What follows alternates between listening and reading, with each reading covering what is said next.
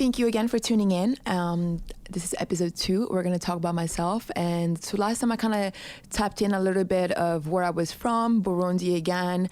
I don't know if you guys ever seen the movie Hotel Rwanda. If you've seen the movie Hotel Rwanda, like everything that happened in Hotel Rwanda happened in Burundi as well, because Rwanda and Burundi are like two sister countries. We are, even like our language, our main language is like almost similar. It's like a lot of words that kind of sound the same. But yeah, I was born in Burundi and I loved it because the tropical weather was like, it's life, you know? And growing up around that time, like there was no war at that time, so it was like very peaceful. So like we would always like go and visit our grandparents whenever, like, which they lived really far. I remember like there was times where we would go and visit them and then would have to leave the car like all the way at the bottom just because like there's no way the car could go up. And then sometimes I always feel like that's how my fear of heights started.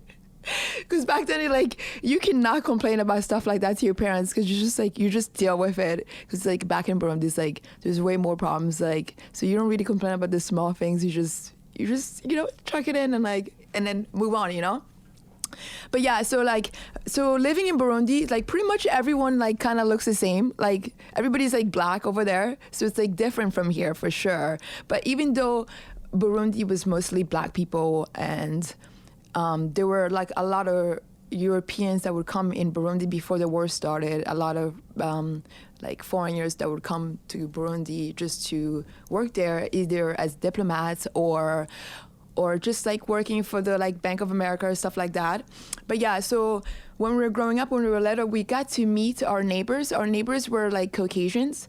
It was like a father and a mother, and then they had a son he was like from Belgium, and then they also had adopted 4 children from Asia.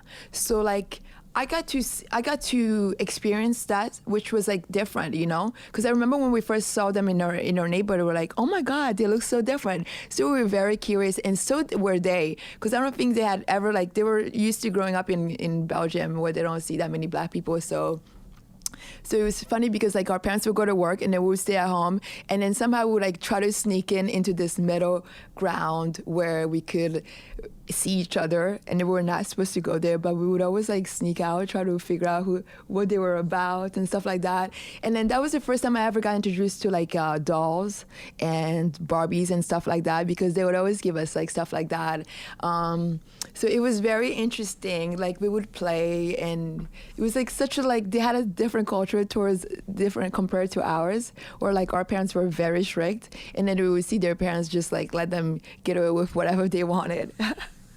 But yeah, after that, once the war started, that's when everything kind of went south. Like it was just weird. Like, so like a lot of foreigners, a lot of Europeans started leaving Burundi.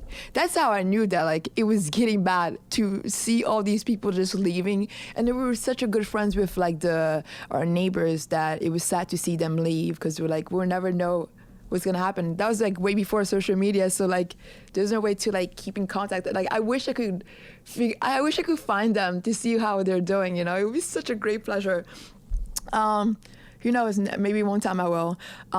So yeah, so the war started and it was like very different. It was like a lot of things. They would always talk about things like it was like Tutsis and Hutus, and it was such a weird thing. And I'm like, why? Why are we fighting over this nonsense? Because at the end of the day, we all look alike. We're all black. Who cares? But literally, this is what I would hear from like parents, like just hearing like parents talking within themselves. You just hear like people wanted to kill people because of the differences of nose. So like people who had noses that they were like a little bit bigger and flat, it was like Hutus, and then the Tutsis had the long noses. So you can kind of guess who I am by association, not because I really like go along with the nonsense, because I'm like, I'm a human being at the end, and I'm Burundian. That's it. That's all I represent myself as, you know? So I used to be like, because then I'll hear people saying like, oh, the Hutus are killing the Tutsis. I'm like, oh yeah, what are we gonna do?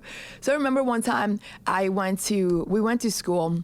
So let me just explain to you what school I went to. I went to a non-school. It was like run by nun, very Catholic, private as well. And they made us cut our hair. Like all the girls cut out their hair, so did the boys. And we had uniforms. Uniforms had to be like, all the skirts had to be like under, like below the knee. And I used to be I was like, what nonsense is this? But the only thing that would annoy me is the hair. Because I would see the nuns who had like the big ass afros hidden under their veils. So I was just like, what's the difference? You're a woman and yet you can have all this afro, especially being as a nun, but you can't let us have hair. That used to be like a struggle for me. I used to be annoyed by that. But yeah, I remember one time I went to school and then we started hearing gunshots and I had to go home. I literally had to go home so I can, because I didn't want to have my parents drive to get me to school, so I went home. And I remember like on the way home walking, I was like speed walking, hoping that nothing would happen to me, right? So here I am walking the whole time because I know, right? I hear all these things that the Hutus are killing the Tutsis, so I know how I look, right? So here I am walking and I'm like walking like this, flaring up my nose, right? Hoping that nobody sees me, like hoping that nobody like does anything bad to me just because I look different than them. I was like, that's nonsense. But yeah, I finally made it to my dad's and it was good. And then there's also times where like my dad would go out of the country and then we had to stay at home by ourselves. And I remember there was a time when we went to see our aunts, which is like by my dad's side.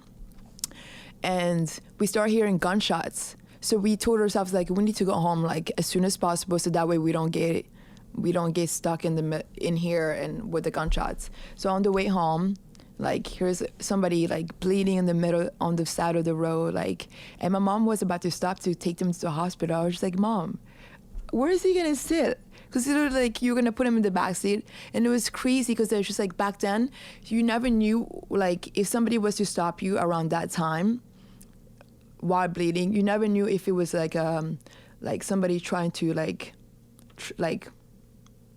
almost like lie to you, like they're trying to trick you so you can stop so they can just steal your car or like kill you right then and there. And it was crazy. Like we would watch things that would happen on the news, like, and it was super crazy.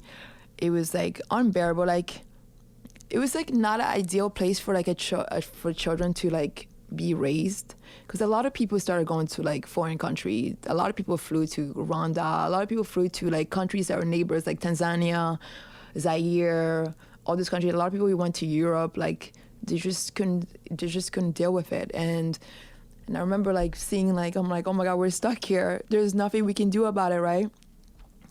And then right before the war it started, like, so there's one thing that we used to do with like most of Saturdays we just kind of stayed at home. But there's one song that they would always play.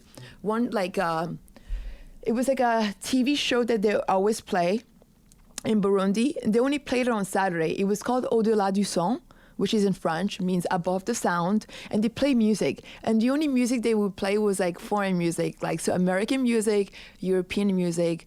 And I used to love that. Like that was my Saturday. It would make me happy. Me and my sister would like have these books. We would write down the name of the title, the name of the singer. And like every day we'd just write down and just every Saturday, write down. Like our book was so full of names. And the sad thing is like before we came here, we left it in Burundi, and I wish I had brought it because I would love to like get back to it and look at the music, because like bring the good vibes before the war started, right? And then literally the only thing that there was entertaining for kids was at 6:30 p.m. one 30-minute cartoon. That was it. Otherwise, other things were just like news and shows for adults. They didn't really play for for children, unless you had like channels that were like from Europe and stuff like that, like especially the French ones, like Canal Plus and whatever.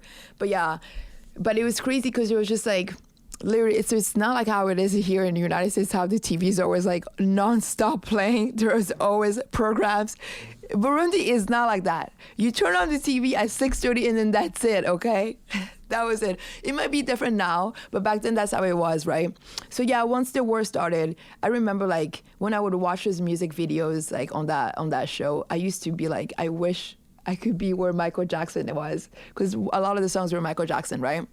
And I used to be like, oh my God, like I wish I could be like where Michael Jackson is, because like in the United States, in America, because America seemed like a music video to me. And I just wanted to be there, like, especially we were seeing the palm trees, the sun, and then you see Burundi, like, going for a war. I'm like, I am not in the mood for this, because I am not a fighter. I just love people and I love humans. So, like, to me, like, it made no sense. I was like, really? People are killing each other because of difference of noses? Oh my God, the nonsense. I was like, what? Like, what? We're like, for me, it's like the more you're different than I am, the more I'm intrigued to want to get to know you. I'm not gonna want to like do something, harm you because you're different from me. It's crazy. But, you know, I've realized that it's not just Burundi that does that. And it's a lot of places, even in Asia, they do things like that. But yeah, so finally, I remember like watching videos of like making a wish from like one day I hope to go to America. And like 2 years later, my dad got nominated as ambassador, and then we came here, thank God. And that took forever, first of all. That took 500 years, I felt like. But yeah, it took a year and a half because I think he got nominated around in 97. And then we finally got here in 98 of February. And my dad came here first. And then we flew like 2 weeks after to come here. And then right before we came here to United States, we had stopped going to school. So we were not going to school for like at least like a month and a half, just because, or just the risk of like having kids of an ambassador going to school. We just didn't want anything to happen to us because you know how people are jealous, they might do something. So we didn't go to school until like 2 days before we were about to go to the United States, I went to school to go say bye to all my friends and just like that. And then guess what? I had braids. And the one thing that I wanted to do was like flaunt it in front of the nuns. I'm like, oh, look at my hair. There's nothing you can do about it. But yeah, it's like very petty. But I was like, that's not fair how they do that. But yeah, we finally got here in the winter of 98. And that was a shocker, okay?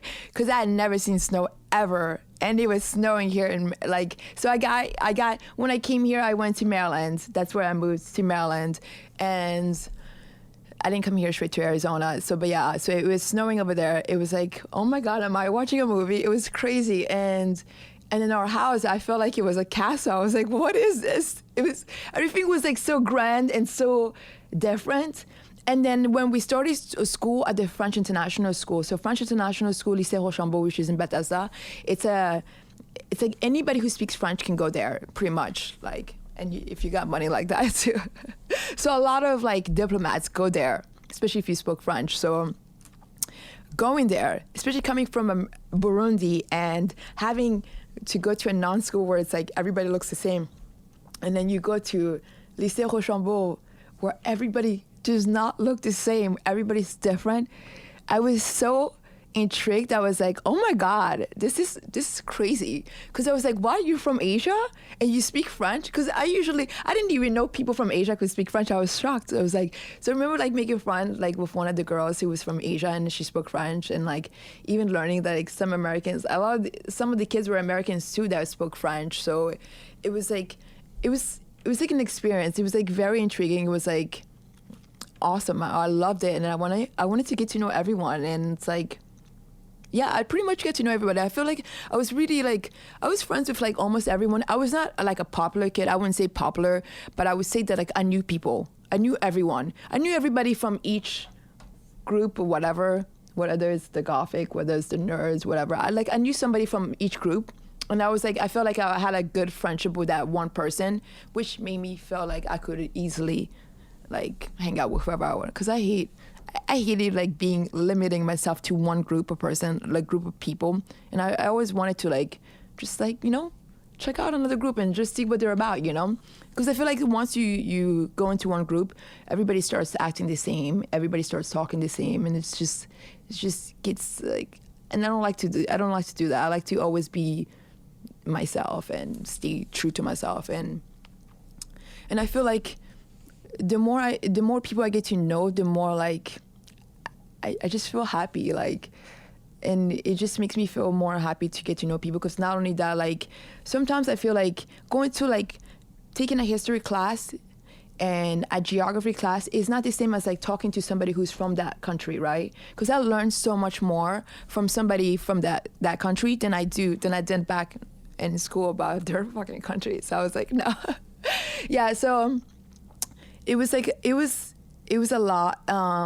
At the French school, it was definitely different, and I definitely noticed where a lot of the popular kids were like mostly like very like Caucasian and or the mixed kids, and it was hard to go into those kind of groups because they already had like their own like clique, and it was very cliquey, and they don't really allow people to go into their groups unless like you look like them, and then after that, I was just like, it's been a pleasure going to the French school, and I loved it and all, and it was awesome. I learned my English there, literally learned all my English, so I didn't have to go to ESOL or whatever, like learn English as a second language.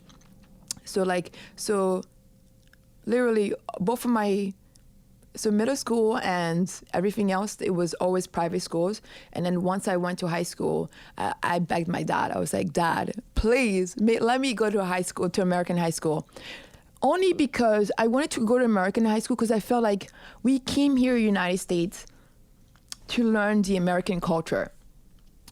And I was like, I don't want to stay in the French school because the French international school is all about like more like French speaking countries and like the French cultures and stuff like that. And I was like, yeah, it's cool and all, and I love it, and I get to learn a lot of things, but I was like, I wanted to move on and go to an American high school because I was like, we're not granted like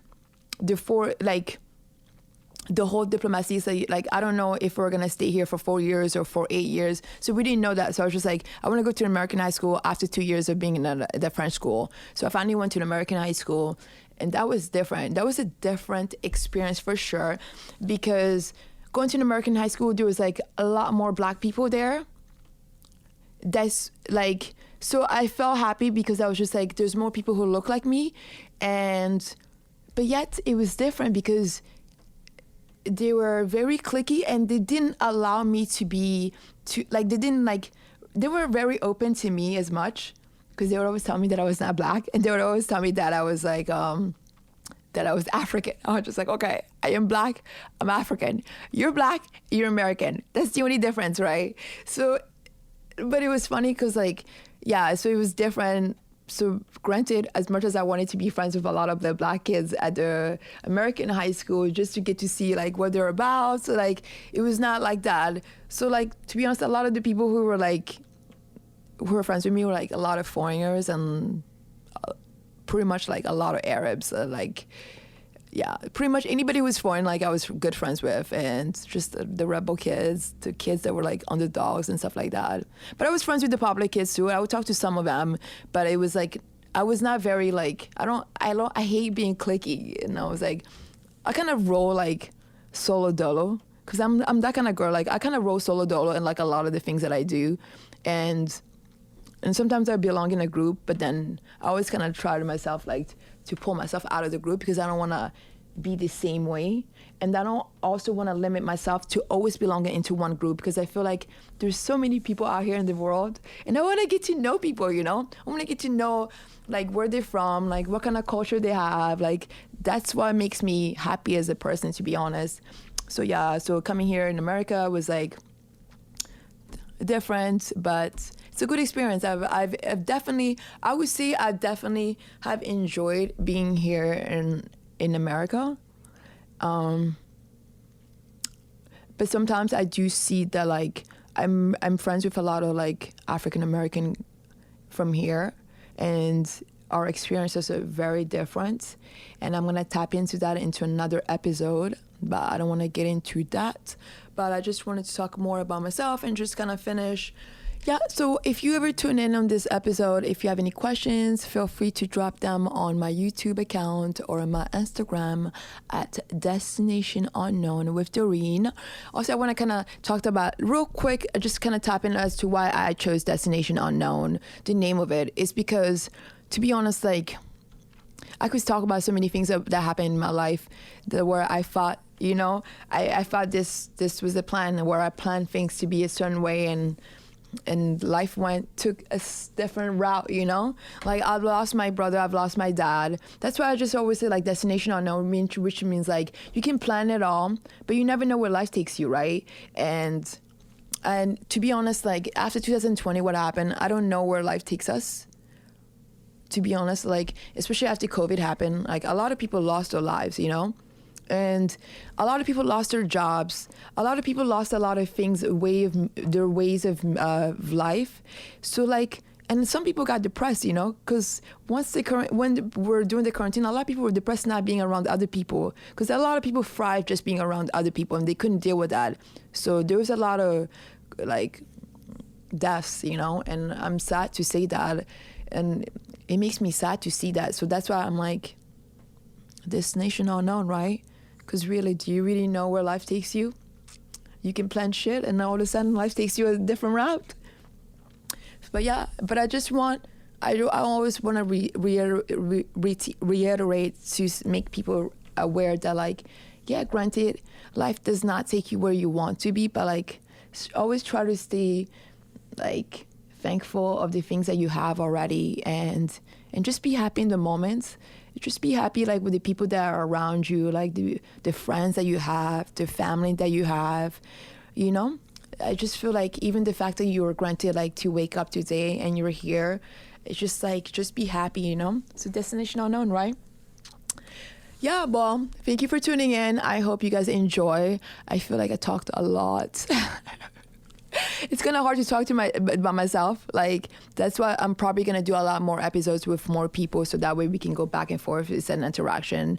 But yeah, I hope you guys enjoyed. The next episode is going to be, I want to invite my friends to come and talk about their experiences in America, my African-American friends, and then me as well. So we can compare our stories, and so you guys can kind of get the feel what it is, and then we'll keep going, okay?